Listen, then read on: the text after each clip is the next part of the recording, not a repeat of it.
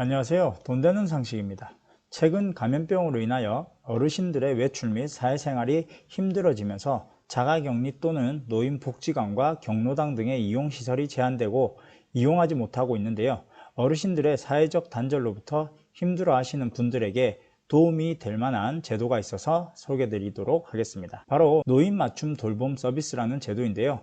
정부는 사각지대 노인 저소득 및 어르신들에게 조금이나마 도움이 될 수 있도록 노인 맞춤 돌봄 서비스를 지원하고 있는데 집중 신청을 받고 있습니다. 노인 돌봄 서비스는 작년까지만 해도 6개로 구분하여 노인 돌봄 사업을 지원했었는데 지난 1월부터 기존에 분리되어 운영되어 왔던 노인 욕구 기반 맞춤형 서비스로 통합 개편되어 운영되고 있습니다.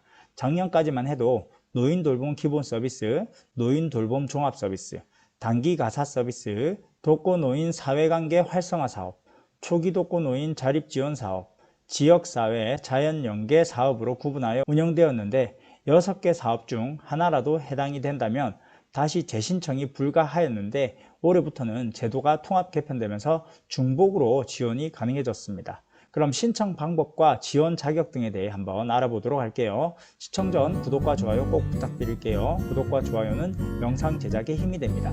지원 대상은 중점 돌봄군과 일반 돌봄군으로 나뉘는데 쉽게 말해 중점 돌봄군은 신체적인 기능 제한으로 일상생활 지원이 필요한 분들이고 일반 돌봄군은 사회적인 관계 단절 및 일상생활 어려움으로 돌봄이 필요한 분들을 말합니다. 신청 자격은 만 65세 이상 국민기초생활수급자, 차상위 계층 또는 기초연금 수급자로서 유사중복 사업 자격에 해당되지 않는 자여야 하고요. 다만 시장, 군수, 구청장이 서비스가 필요하다고 인정하는 경우에는 예외적으로 제공이 가능합니다. 독거, 조손, 고령부부 가구 노인 등 돌봄이 필요한 노인분과 신체적 기능 저하, 정신적 어려움, 인지 저하, 우울감 등으로 돌봄이 필요한 노인은 신청이 가능합니다. 또한 고독사 및 자살 위험이 높은 노인분들, 특가 서비스 및 사후관리는 유사중복 사업 자격과 관계없이 서비스 제공이 가능합니다. 지원 내용은 직접 서비스와 연계 서비스로 크게 나눌 수 있고요. 방문형과 통원형 등의 직접 서비스는 4개 분야로 나누어 안전지원, 사회참여, 생활교육, 일상생활 지원으로 분류하고 안전지원은 안전 및 안부 확인과 안전관리 점검 및 위생관리 점검 같은 생활안전 점검과 사회, 재난안전, 보건, 복지 등의 정보 제공, 그리고 말벗 등의 정서 지원을 지원하고요. 전화안부 및 안전지원을 제공합니다. 사회참여 서비스는 문화여가 활동, 평생교육 활동, 체험여행 활동 등의 사회관계 향상 프로그램을 지원하고 비슷한 상황에 처해 있는 사람들과의 교류와 사회활동을 통하여 친목을 도모하고 정보를 교류할 수 있는 자조모임 서비스를 지원을 합니다. 생활교육은 신체건강 분야와 정신건강 분야로 나뉘는데 신체건강 분야는 영양교육, 보건교육, 건강운동 교육을 실시하고 정신건강 분야는 정신건강과 우울증 예방을 위한 우울 예방 프로그램, 그리고 어르신들의 치매 예방과 사고 능력을 향상시키는 인지활동 프로그램을 지원합니다. 일상생활 지원은 신청인 본인에게 해당되는 이동, 활동 지원, 외출 동행 등을 지원을 하고요. 어르신들 같은 경우에는 끼니를 거르기 쉽기 때문에 식사 관리와 세탁, 청소 관리, 그리고 주변 정리 등의 가사 지원을 하고 있습니다.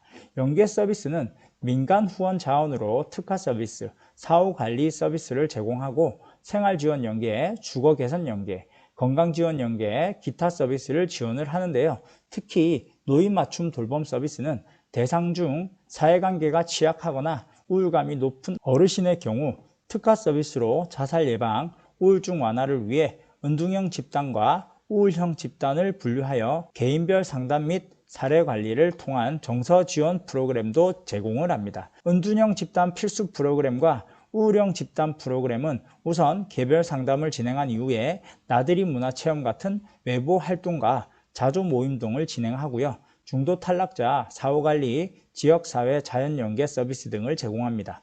또한 개인별로 상담하여 필요에 따라 서비스 내용, 제공 시간, 제공 주기 등을 결정을 하는데요.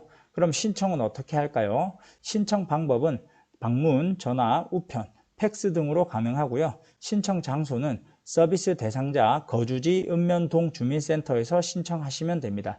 여기서 이동이 불편하신 노인분들이 계실 수도 있기 때문에 대리 신청도 가능하다는 점 참고하시면 될 것 같습니다.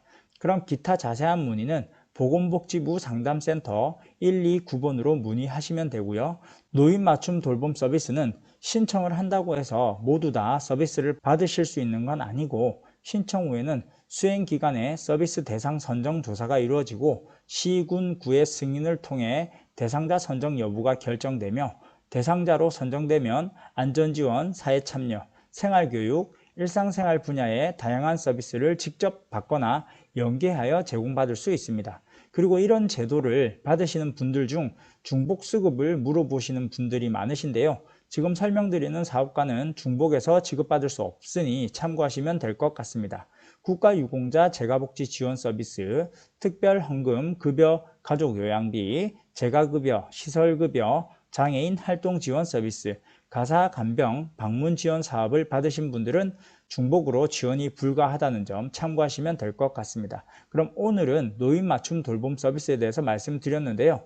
평소에도 신청이 가능하지만 6월 8일부터 6월 30일까지 노인 맞춤 돌봄 서비스 집중 신청 기간이라고 하니까 감염병으로 힘든 어르신들은 이 기간에 꼭 신청하시어 더 많은 혜택을 받아보시길 바랄게요.